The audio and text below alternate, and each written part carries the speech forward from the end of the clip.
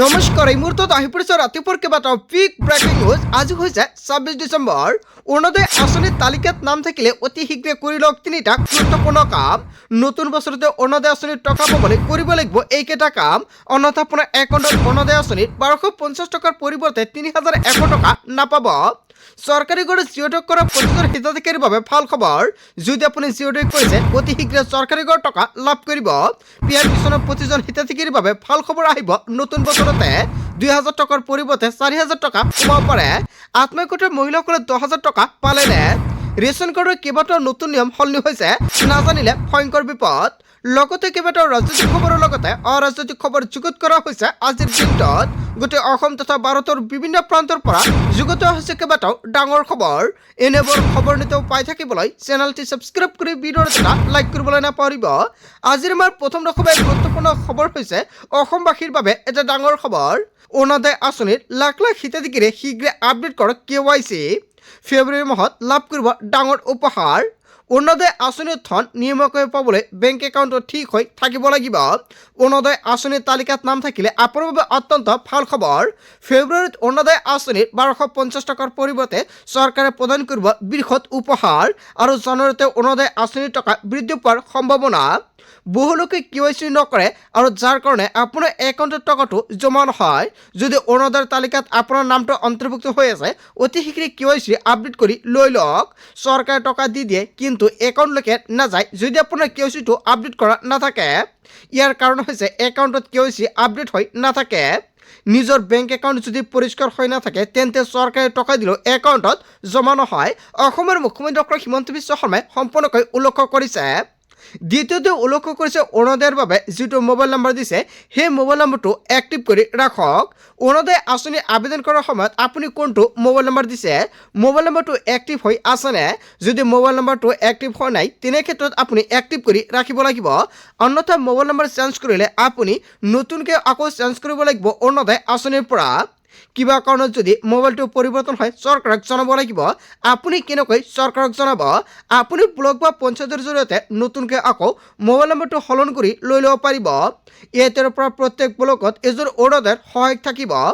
যদি মাহত টকা মাহত জমা নহয় তেনে ক্ষেত্ৰত ব্লকৰ অফিচলৈ গৈ আপোনালোকে দিব পাৰিব অভিযোগ। অৰুণোদয় আঁচনিৰ টকা কণ্টিনিউ আপোনাৰ একাউণ্টত পাই আছে নেকি? যদি মাহত টকা মাহতে পাই আছে তেন্তে ভাল খবৰ। যিসকলে টকাটো নাপায় অতি শীঘ্ৰে ব্লকত গৈ যোগাযোগ কৰক। সম্পূৰ্ণকৈ সহায় কৰা হ'ব। 10 জানুৱাৰীৰ পূৰ্বে আপুনি যোগাযোগ কৰিব লাগিব। অন্যথা পিছত গ'লে আপোনাৰ একাউণ্টত এই টকা আপুনি নাপাব। তৃতীয়তে অৰুণোদয়ৰ ধন নাপালে অভিযোগ দিবৰ বাবে চৰকাৰে মুকলি কৰিছে ফোন নম্বৰ।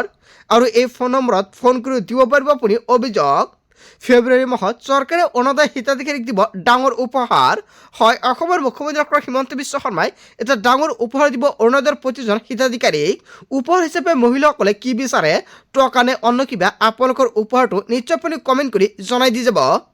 তাৰপিছত অসমবাসী ৰাজুক জনাইছো আমাৰ পৰৱৰ্তী খুবেই গুৰুত্বপূৰ্ণ খবৰ। লগতে ডাঙৰ খবৰ, বাংলাদেশৰ হিন্দু যুৱকক দ্বীপদাসৰ ন্যায়ৰ দাবী। হয়, এটা বিগ ব্ৰেকিং নিউজ আহি পৰিছে। এটা ভয়ংকৰ ঘটনা সংঘটিত হৈছে বাংলাদেশত। আৰু বাংলাদেশৰ হিন্দু যুৱকক দ্বীপদাসৰ ন্যায় লাগিবই। ইউনূছ চৰকাৰৰ বিৰুদ্ধে বাহিৰ কৰা হৈছে বিশাল প্ৰতিবাদী মিছিল। হাজাৰ হাজাৰ লোক ৰাজপথলৈ ওলাই আহি সাব্যস্ত কৰিছে ভয়ংকৰ প্ৰতিবাদ। বাংলাদেশী মৌলবাদী মুৰ্দাবাদ, মোহাম্মদ ইউনূছ মুৰ্দাবাদ ধ্বনিৰে উত্তাল কৰিছে প্ৰতিবাদ। দোৱালগাঁৱৰ টাউন খেলপথাৰৰ পৰা বিশ্ব হিন্দু পৰিষদ আৰু বজৰং দলৰ বৃহৎ প্ৰতিবাদী কাৰ্যসূচী। হয়, এটা ভয়ংকৰ ঘটনা সংঘটিত হৈছে বাংলাদেশত। তাৰপিছত অসমবাসী ৰাজুক জনাইছো আমাৰ পৰৱৰ্তী খুবেই গুৰুত্বপূৰ্ণ খবৰ। লগতে ডাঙৰ খবৰ, ৰাজ্যত নিৰ্বাচনী মৃদুল বতাহ আৰম্ভ। ২৭ তাৰিখে প্ৰকাশ পাব খচৰা ভোটাৰ তালিকা। মাজত মাত্ৰ এটা দিন বাকী আছে। ইয়াৰ পিছতে সাজু কৰা হ'ব এছআৰ প্ৰক্ৰিয়াৰে ফাইনেল লিষ্ট। আপোনাৰ গাঁও বা অঞ্চলত যদি এছআৰ হৈছে, যদি এছআৰ কৰিছে তেন্তে আপোনাৰ বাবে এটা ডাঙৰ খবৰ আহি পৰিছে। 10 ফেব্ৰুৱাৰীত প্ৰকাশ পাব চূড়ান্ত ভোটাৰ তালিকা। আৰু ইয়াৰ পাছতে ঘোষণা হ'ব অসম বিধানসভা নিৰ্বাচনৰ দিন। ১,৫০০ৰ পৰা ১,২০০লৈকে হেৰা কৰা হ'ব প্ৰতিটো কেন্দ্ৰৰ ভোটাৰৰ সংখ্যা। ৰাজ্যত বৃদ্ধি হ'ব ১,৮২৬টা ভোট কেন্দ্ৰ। দীঘলীয়া শাৰী পাতি ভোট দিয়াৰ সমস্যা আৰু নাথাকিব। ভোটাৰ তালিকাত নাম বিভ্ৰান্তিৰ শুধৰণি বা স্থানান্তৰণৰ বাবে আপুনি নতুনকৈ কৰিব পাৰিব। চৰকাৰে গুৰুত্বপূৰ্ণ সিদ্ধান্ত গ্ৰহণ কৰিছে। আপোনাৰ নাম সংশোধন কৰিবলগীয়া আছে নেকি বা স্থানান্তৰণ কৰিবলগীয়া আছে নেকি বা নতুনকৈ আপোনাৰ নাম অন্তৰ্ভুক্ত কৰিব নেকি, তেনে ক্ষেত্ৰত সকলো সুযোগ সুবিধা লাভ কৰিব আপুনি। ভুৱা ব্যক্তিৰ নাম কৰ্তন কৰা হৈছে আৰু মৃত ব্যক্তিৰ নাম কৰ্তন ইত্যাদি কাম সম্পূৰ্ণ হৈছে। আৰু ডিবেটৰ ক্ষেত্ৰতো লোৱা হৈছে নতুন পদক্ষেপ। 27 ডিচেম্বৰত প্ৰকাশ পাব খচৰা ভোটাৰ তালিকা। প্ৰতিজন লোকৰ ভোটাৰ তালিকা পৰীক্ষা কৰিব বিষয়াসকলে। যোগ্য নাগৰিকৰ নাম ভোটাৰ তালিকাত অন্তৰ্ভুক্ত হ'ব। কৰ্তন কৰা হ'ব অযোগ্য আৰু ভুৱা ব্যক্তিৰ নাম। 1 জানুৱাৰী 2026লৈ 18 বছৰ হোৱা লোকৰ নাম অন্তৰ্ভুক্ত হ'ব। আপোনাৰ সন্তানৰ 18 বছৰ যদি হৈছে তেনে ক্ষেত্ৰত আপুনি এইবাৰ নাম উঠাই দি দিয়ক, কিয়নো এইবাৰ আপুনি অন্তৰ্ভুক্ত কৰিব পাৰিব আপোনাৰ ঘৰৰ 18 বছৰ হোৱা সন্তানৰ নাম। আৰু ইয়াৰ বাবে কি কি নথি পত্ৰৰ প্ৰয়োজন হ'ব জানি লওক। নম্বৰ 1, জন্মৰ প্ৰমাণপত্ৰ লাগিব।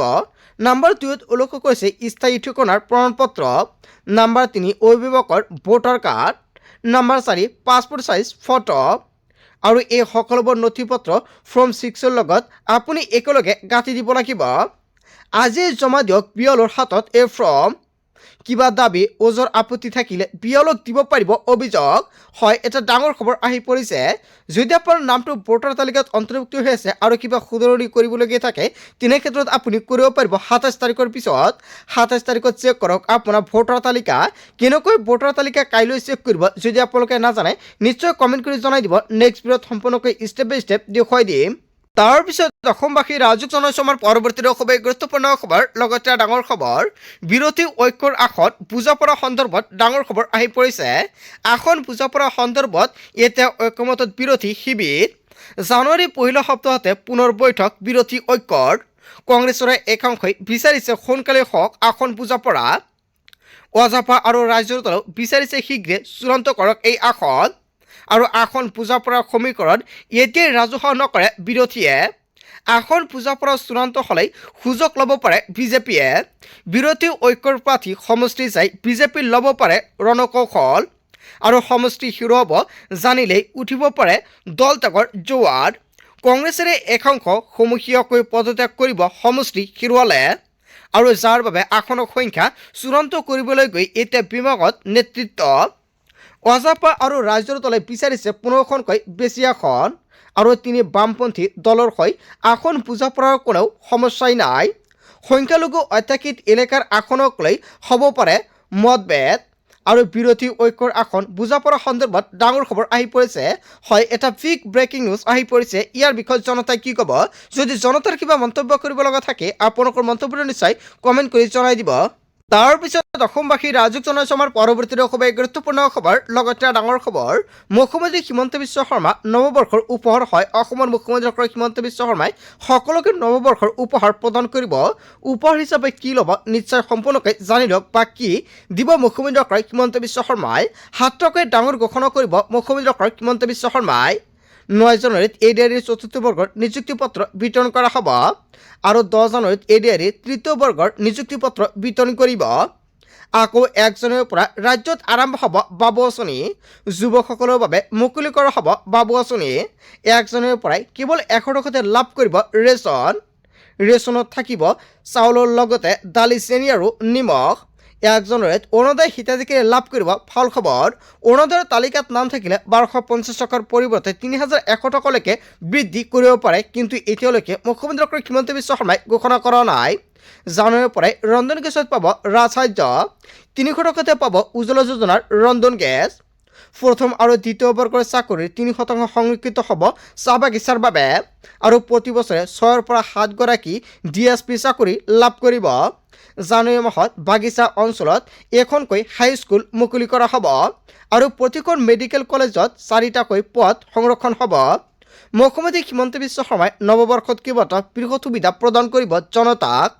তাৰপিছত অসমবাসী ৰাজুক জনসমাৰ পৰৱৰ্তী খুবেই গুৰুত্বপূৰ্ণ খবৰ, লগতে ডাঙৰ খবৰ। 31 ডিচেম্বৰৰ পূৰ্বে লিংক কৰক পেন কাৰ্ডৰ লগত আধাৰ কাৰ্ড, অন্যথা বঞ্চিত হ'ব পাৰে চৰকাৰী আঁচনিৰ পৰা। পেন আধাৰ লিংক নকৰিলে নোহোব পাৰে দৰমহা। আপুনি চৰকাৰী দৰমহা পায় নেকি? তেন্তে অতি শীঘ্ৰে পান আৰু আধাৰ কাৰ্ডৰ লগত লিংক কৰি লৈ লওক। বেংক একাউণ্ট খোলা KYC আপডেটত হ'ব পাৰে সমস্যা। ভৰিব লাগিব 1000 টকাৰ জৰিমনা।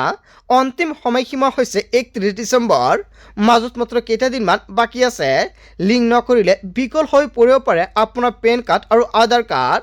আয়কৰ বিভাগৰ লিংক পৰ্টেলত গৈ আপুনি লিংক কৰক। 31 ডিচেম্বৰৰ পূৰ্বে লিংক কৰক পেন আৰু আধাৰ কাৰ্ড। কেনেকৈ লিংক কৰিব যদি ভিডিঅ লাগে কমেণ্ট কৰি জনাই দিব, নেক্সট ভিডিঅ'ত জনাই দিম। বন্ধু বান্ধৱীসকল, আজিৰ মূল ভিডিঅ'খনত আপোনালোকক এইখিনি সৰু কেইটামান ইনফৰমেশ্যন দিবলগীয়া আছিলে। ভিডিঅ'টি ভাল লাগিলে লাইক কমেণ্ট শ্বেয়াৰ কৰিব। চ' থেংক ইউ ফৰ ৱাচিং ফুল ভিডিঅ'।